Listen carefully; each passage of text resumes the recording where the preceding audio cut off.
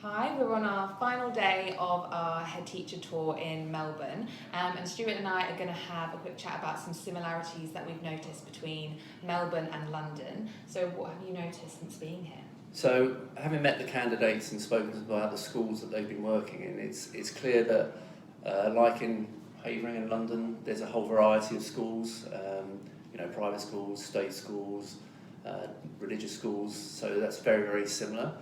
And the structure seems to be the same in terms of the way that the age groups are, so primary into secondary, there's a lot of similarity there. The other thing I've noticed walking around Melbourne is it's again, like London, it's a multicultural city, so a whole variety of people that live here and work here. And also what's clear is that in terms of sport, Australia's sport is really embedded in the culture. Yes, sport's very popular in the UK as well. So in terms of, you could either go and play sport in Melbourne or in London if you want to get involved, or obviously you can watch professional sport, and there's lots of opportunities to do that. Yeah.